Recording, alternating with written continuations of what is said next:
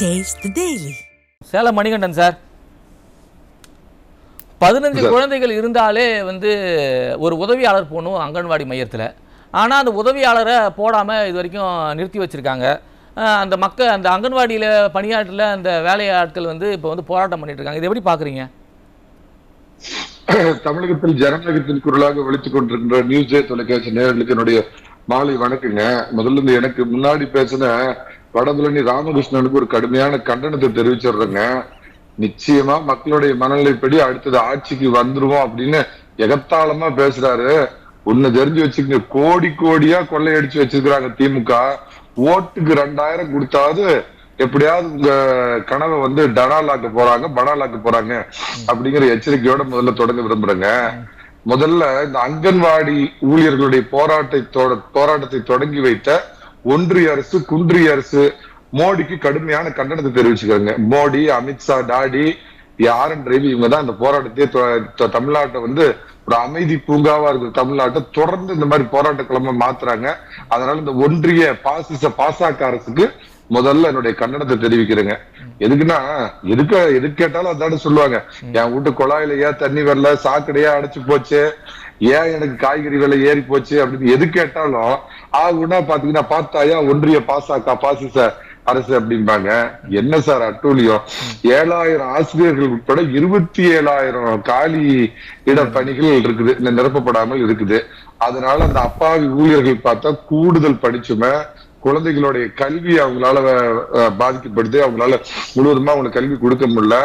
அதுலயும் கொடுமை பாத்தீங்கன்னா சமையல்காரர்களே ஆசிரியர்களா மாறி அவங்க இந்த மாதிரி வேலை பார்த்துட்டு இருக்கிறாங்க. அப்புறம் அதை விட கொடுமை என்ன அப்படின்னு பாத்தீங்கன்னா இவங்க எல்லாத்துலயும் அதான் ஸ்டிக்கர், திராவிட மாடல் அரசு அப்படின்னாவே ஸ்டிக்கர் அரசு தானே இன்னொன்னு பேரு. அந்த மோஷன் ஸ்டிக்கர் அப்படின்னு ஒரு செயலியை கொண்டு வந்திருக்கிறாங்க. இதுல என்ன கொடுமைன்னா எங்க என்ன பண்றோங்கிற நிதானமே இல்லாம ஒண்ணு சொல்லுவாங்க தம்பி, விநாசகாலே விபரீத புத்தி அப்படின்னு சமஸ்கிருதத்துல ஒரு வார்த்தை சொல்லுவாங்க. அழிய போகும் அரசு இறுதி கணத்தில் என்ன செய்கிறோம், என்ன நாம பண்றோம் அப்படின்னு தெரியாதோட ஒரு கொடுமையின் உச்சம். இன்டர்நெட் இருந்தா தான் ஒரு செயலியை நீங்க பயன்படுத்த முடியுங்கிற அந்த அடிப்படை அந்த அறிவு கூட இந்த அரசுக்கு இல்லாம அங்கன்வாடிங்கிறத எங்க கிராமப்புறத்துல ரூரல்ல ரொம்ப ரொம்ப இன்டீரியரா இருக்கக்கூடிய இடத்துல இன்டர்நெட் செயலி இல்ல. ஆனா பாத்தீங்கன்னா போசன் செயலி நாங்க கொண்டு வரோம். இதை ஏன் நீங்க ஸ்கேன் பண்ணி எல்லாத்துக்கும் சத்து அந்த மாவு உருண்டைகள் கொடுக்கல அப்படின்னு அவங்கள போட்டு கொடுமைப்படுத்துறாங்க. கோடை தாக்கங்க, அவங்களும் மனிதர்கள் தானே. ரொம்ப கொடுமையான சொற்ப சம்பளத்துக்கு வேலை செஞ்சுக்கிட்டு குழந்தைகளையும் பாதுகாத்துக்கிட்டு அவங்களுக்கு உணவும் கொடுத்துட்டு இவ்வளவு பண்றவங்களுக்கு எங்களுக்கு லீவு கொடுங்க அப்படின்னா அவங்களுக்கு லீவு கொடுக்காம அந்த அம்மா அந்த ஒரு காலத்துல முரட்டு பக்தன் அவங்க அப்பா சொல்லிட்டு தெரிவாரு. யாரு ஒரு பெரிய சாமியா அவரோட பொண்ணு அந்த அமைச்சர் என்னங்கிறாங்க, அவங்கள மிரட்டுறாங்க. நீங்க ரெண்டாவது உங்களுக்கு நியூஸுக்கு ஆரம்பத்துல நான் ஒரு பெரிய கண்டனத்தை தெரிவிக்கலான் இருந்தேன். ஏதோ இவங்க ஒருத்தரை மட்டும்தான் இவங்க மிரட்டுறாங்க, இவங்க ஒருத்தர் தான் தமிழ்நாட்டுல பிரச்சனையா இருக்கிறாங்கிற மாதிரி நீங்க தலைப்பு எடுத்திருக்கிறீங்களே. தமிழகத்துல யார் இது வரைக்கும் நல்லா வளமா சந்தோஷமா நிம்மதியா இருக்கிறாங்கன்னு ஒரு செக்டார் நீங்க சொல்ல முடியுங்களா? விவசாயி மீது சொல்லுங்க, கேட்க வந்தீங்க. அவங்க குடும்பம் நிம்மதியா இருக்காங்க. அது சரி, அது எப்பயுமே இருப்பாங்களா? கருணாநிதி குடும்பம் கொள்ளையடிச்சு பலமா வாழ்றதுக்கு தமிழ்நாடு பழியாகும் அப்படிங்கறதான காலகாலமா சாஸ்வதம். இதை தெரியாம இந்த தமிழக மக்கள் இக்கரைக்கு அக்கறை பச்சைன்னு ஏதோ மாத்தி போடுறோம் அப்படின்னு சொல்லி ஸ்டாலின் தான் வராரு, நல்லாட்சி தராருன்னு வடநாட்டு புரோகிதர் 400 கோடியை வாங்கிட்டு அவங்க எழுதி கொடுத்த பாட்டு கேட்டு மயங்கி போய் இன்னைக்கு நான் இன்னமும் கிராமப்புறத்துல இருக்கிற இந்த கிராமப்புற மக்களுடைய இது தெரியும்.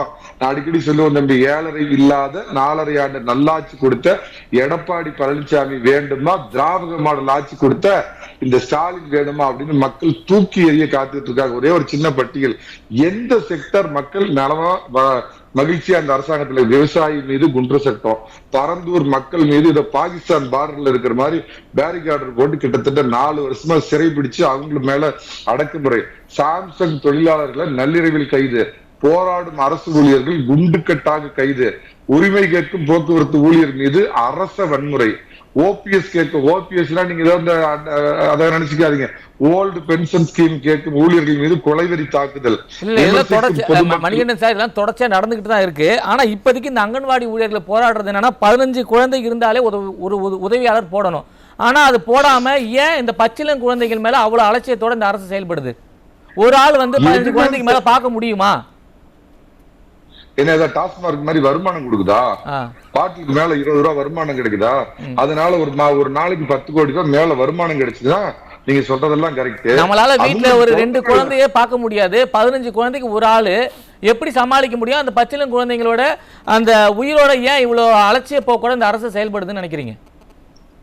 அதெல்லாம் ஒரு சாதாரண நிலைமையில கிராமத்துல இருந்து சாதாரண விவசாய முன்னேறி முதலமைச்சருங்கிற இடத்துக்கு வந்த எடப்பாடி பழனிசாமிக்கு அந்த கஷ்டம் தெரியும். பச்சை குழந்தைங்க எப்படி கஷ்டப்படுவாங்க, கிராமப்புறத்துல இருந்து வர்ற குழந்தைங்க எப்படி எல்லாம் பாடுபடுவாங்க, அதை பாதுகாக்கிற இந்த அங்கன்வாடி ஊழியர்களுடைய கஷ்டம் என்னன்னு தெரியும். Born with silver ஸ்பூனுங்க.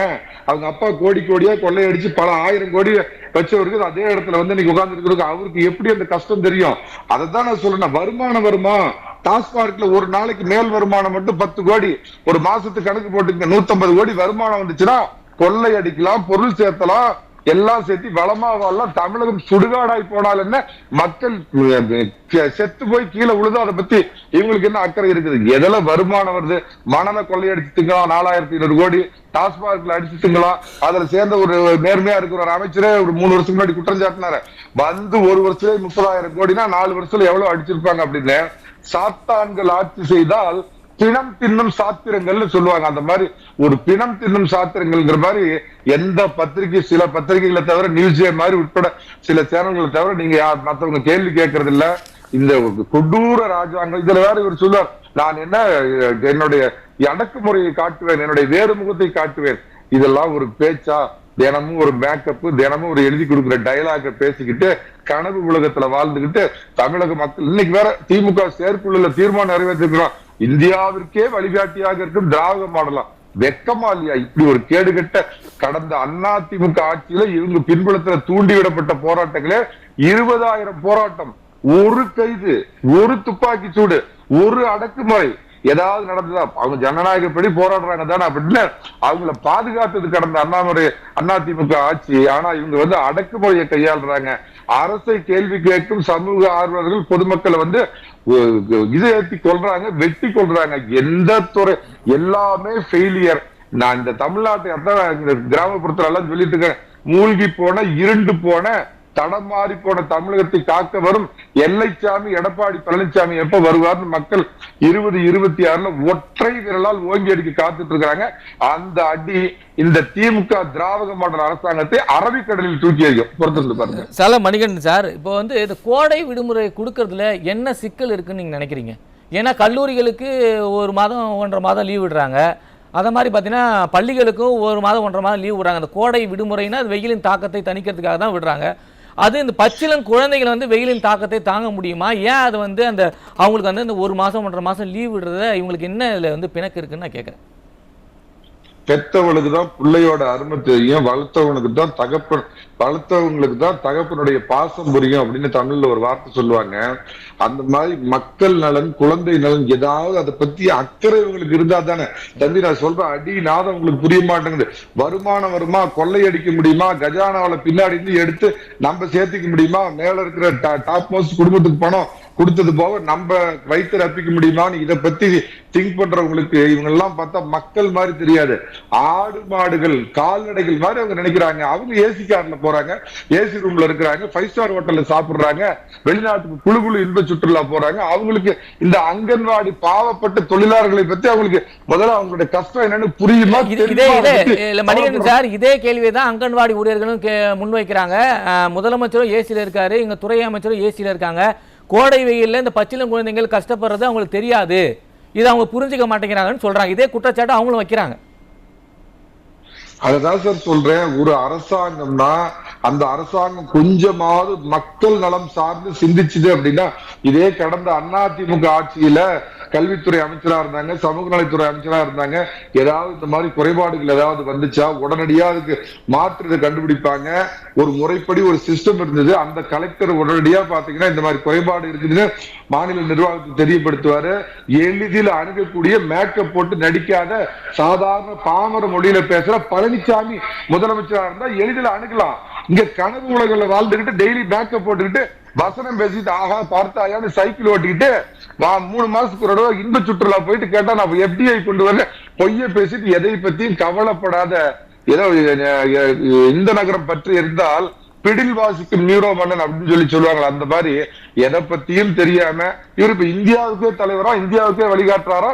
இவர் கொண்டு வர திட்டங்கள் எல்லாம் ஐரோப்பிய யூனியன்லாம் காப்பி அடிக்குது அப்படின்னு பொய்ய பேசிக்கிட்டு புரட்ட பேசிட்டு கனவு உலகில் வாழும், கண்ணை திறந்து பார்க்காத, தமிழகத்தை திரும்பி பார்க்காத, பஞ்சு மெத்தையில் பகட்டாக பகலிலேயே படுத்துறங்கும் ஸ்டாலின், நீங்கள் வீட்டுக்கு போவது உறுதி. இந்த மக்களின் கொடும் சாபம் உன்னை அரபிக்கடலில் தூக்கி எறிய போவது உறுதி. இல்ல சேலம் மணிகண்டன் சார், இப்போ அங்கன்வாடி மையத்தில் காலி பணியிடங்களுக்கு வரும் இன்னும் கிட்டத்தட்ட 28,000 பணியிடங்கள் நிரப்பப்படாமல் இருக்கு. ஏன் இதை என்ன நிரப்பாம வச்சிருக்காங்க? இதுல என்ன அவங்களுக்கு சிக்கல் இருக்குன்னு நான் கேட்கிறேன். சட்டியில இருந்தாதானே சார் அகப்பையில வரும்.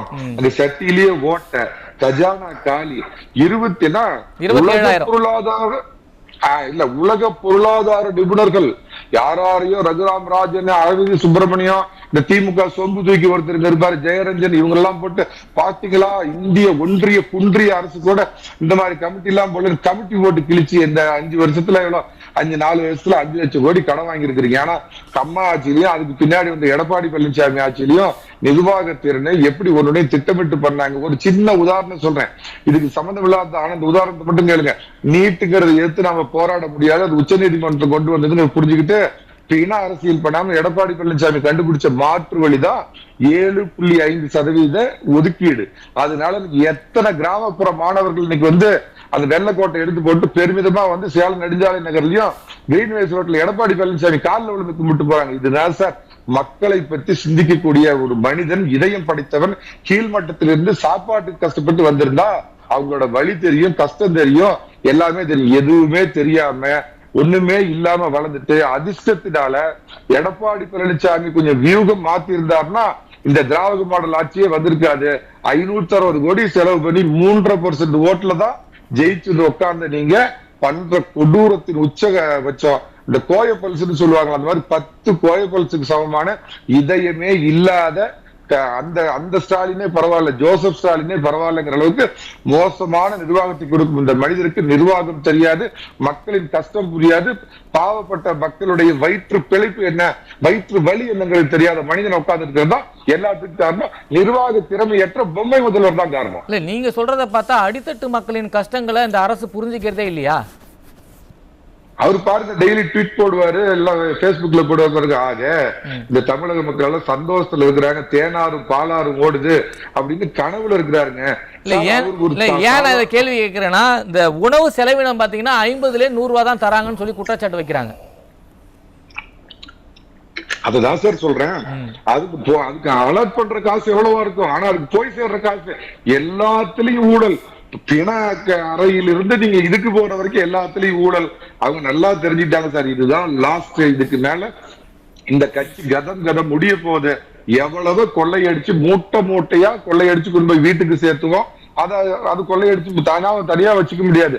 அங்க கொண்டு போய் முதல் குடும்பத்துக்கு கொடுத்துட்டு அதுல கொஞ்சோண்டு கொடுக்கறத நாம பிச்சு வாங்கிக்குவேன். சாதாரண ஆள்ல இருந்து உச்சபட்ச அமைச்சர்கள் வரை எல்லாமே கொள்ளையடிச்சிட்டு இருக்கிற இவங்களுக்கு மக்களுடைய வயிற்றுப்பாடும் வயிற்று பிழைப்பும் வழியும் தெரியாதுன்னு சொல்ல வரேன். நன்றி சார், நன்றி சார். சேலம் மணிகண்டன் சார், உங்களோட நிறைவு கருத்தை பதிவு பண்ணுங்க. அதிமுகவுடைய திரு ராமகிருஷ்ணன் அவர்களுக்கு ஒரு வேண்டுகோளா வைக்கிறேன். அதிமுகங்கிறது தேசியத்தை உள்ளடக்கிய தன்னுடைய பேர்லயே அனைத்து இந்திய அண்ணா திராவிட முன்னேற்ற கழகம் எந்த காலத்திலயும் பிரிவினை பேசாத உச்சபட்ச பதவியில் இருக்கிறவங்களை அவமரியாதை பண்ணாத ஒரு கட்சி. இந்த கேடுகட்ட அந்த ஒன்றிய வார்த்தைகளை தயவு செஞ்சு பயன்படுத்தாதீங்க. அது வந்து ஒரு மத்திய அரசை இழிக்கிறதுக்கும் பழிக்கிறதுக்கும் கேடுகட்ட அந்த திமுக காரன் கண்டுபிடிச்ச வார்த்தை. அதனால அதிமுக அந்த வார்த்தையை பயன்படுத்தாதீங்க சார். உங்கள்கிட்ட நெறியாளர் உங்கள்கிட்ட ஒரு அன்பு வேண்டுகோள். மரியாதைக்குரிய பத்திரிகையாளர் அப்பாஸ் வந்து அங்கன்வாடி பணியாளர் அக்கம் பக்கத்துல அவசரத்துக்கு ஒதுங்குறதுக்கு டாய்லெட் கூட இல்லாம 8 மணி நேரம் வேலை செஞ்சுக்கிட்டு அந்த சத்துமா ஊடா தேடி வீட்டு கொண்டு போய் கொடுத்து வெயில்ல பாடுபடுறவங்க 25,000 ரூபாய் சம்பளம் வாங்குறாங்கன்னு உண்மைக்கு மாறான ஒரு தகவலை சொல்றாரு. இதை கட் பண்ணி தயவு செஞ்சு உங்க டிவியில அடிக்கடி போடுங்க. இல்ல விளம்பரதாரரா நான் பணம் கொடுக்குறேன் திரும்ப போடுங்க. என்ன சார் எத்தனை லட்சக்கணக்கான பேர் பாக்குற ஒரு டிவியில அவன் வெயில்ல பாவம் அந்த மகளிர்களை பார்த்தா பாவமா இருக்கிற அவசரத்துக்கு வெய்ய காலத்துல ஒதுங்கிறதுக்கு கூட உங்களுக்கு டாய்லெட் இல்ல. 8 மணி நேரம் வேலையை 10 நேரம் வேலை அப்படிங்கிற என்ன பாருங்க, அதாவது ஏதோ ஒரு கட்சிக்கு நமக்கு பிடிச்ச கட்சியை ஆதரவு தெரிவிக்கலாம், அந்த அரசாங்கத்துக்கு ஆதரவு தெரிவிக்கலாம். அந்த பாவப்பட்டவங்க மேல இப்படி ஒரு அநியாயத்துக்கு சொல்றாரு. திரும்ப திரும்ப அதை கட் பண்ணி போடுங்க சார். இன்னொன்னு என்ன அப்படின்னு கேட்டீங்கன்னா, எடப்பாடி பழனிசாமி ஆட்சியில இருக்கிறப்ப என்ன மத்திய அரசு வாரி வாரி கொடுத்துச்சா? மத்திய அரசு அது காங்கிரஸா இருந்தாலும் பிஜேபியா இருந்தாலும் அவங்க நாம கேட்டோம்னா அள்ளி கொடுக்க மாட்டாங்க, கிள்ளி தான் கொடுப்பாங்க. ஆனா பிளக்கான பாடலிய எடப்பாடி பழனிசாமி இந்த மாதிரி ஒப்பாரி வைக்கலையே, ஊரை ஏமாத்தலையே, எதுக்கு எடுத்தாலும் ஒன்றிய அரசு குன்றிய அரசு அப்படின்னு அவர் பாடிட்டு இருக்கலையா? அது எதுக்கு ஒவ்வொரு மாற்று திட்டத்தை கண்டுபிடிச்சாரு, போராடி 11 மருத்துவக் கல்லூரிகளை கொண்டாந்தாரு, பாதுகாக்கப்பட்ட வேளாண் மண்டலம் அறிவிச்சு டெல்டா மாவட்டங்களை காப்பாத்தினாரு. எதில் எடுத்தாலும் பிண அரசியல், வாய் பேசுறது, அப்புறம் ஆகுனா ஒண்ணு எடுத்துக்குவாங்க மாநில சுயாட்சி. என்னையா கிட்டு போச்சு மாநில சுயாட்சி? எடப்பாடி பழனிசாமி இருந்தப்ப நான் இந்த பக்கம் அமித்ஷா இந்த பக்கம் மோடி உட்காந்துட்டேனா அப்படி போட்டு கழுத்து போட்டு திருவினாங்களா? எப்ப பார்த்தாலும் இந்த அரத பழசான புளுத்து போன ஆயுதம், ஒளியும் பாருங்க, இனம் பாருங்க, அப்புறம் பார்த்தா தமிழா இனவுணர்வு கொண்டு சோற்றால் எடுத்துக்கிட்டே இப்ப யூபிஏ 1ல கலைஞர் ஆட்சியால் தான் இந்த ஆட்சியே ஓடிக்கிறது. அப்ப எங்கேயா போச்சு மாநில சுயாட்சி? கத்துத்தீவை விட்டு கொடுத்த, காவிரியோட உரிமையை விட்டு கொடுத்த, 1.5 லட்சம் தமிழர்களை கொண்டு கொடுத்த, அவங்களோட உட்கார்ந்து இது பண்ண குஜராத் கலவரம் நடந்தப்ப 2 வருஷம் அந்த கட்சியோட கூட்டணியில இருந்துட்டு மதவாதம் பாங்க இந்த மாதிரி பிரிவினை பேசுற, இன்னமும் அந்த செப்பரேட்டிசம் உள்ள இந்த கட்சி மக்கள் நலனை பத்தி எந்த காலத்திலயும் கவலைப்படாதுங்க. ஒன்னே ஒண்ணு சொல்லிடுறேங்க, முகுல் ரோத்ரிங்கிற ஒரு அட்வொகேட் 1 மணி நேரத்துக்கு வாங்கக்கூடிய சம்பளம் 50 லட்சம். டாஸ்மார்க் வழக்குக்கு அவருக்கு ஒரு நாளைக்கு 1 கோடி ரூபாய் கொடுத்து அவரை வச்சு டாஸ்மார்க்கு எதிராக நீ வழக்கு போட்டிய உயர் நீதிமன்றத்துல, உச்ச நீதிமன்றத்துக்கு போய் அந்த காசை இது வரைக்கும் நீ 300-400 கோடி பரவாயில்ல செலவை இந்த அங்கன்வாடி மையத்துக்கு திருப்பிட்டு இருந்தா கூட அவங்களாம் உன்னை வாழ்த்துவாங்க, இது பண்ணுவாங்க. அரபிக்கடலில் தூக்கி எறிய போகிறார்கள். 2011 கருணாநிதிக்கு எப்படி ஏற்பட்டதோ அந்த மாதிரி 3வது இடத்துக்கு போக போகிறது. திமுகவின் முடிவுரை எழுதப்பட போகிறது. தகப்பன் சாமி பழனிசாமி தமிழகத்தை காக்க போகிறார். நன்றி சார், நன்றி சார், நன்றி சார்.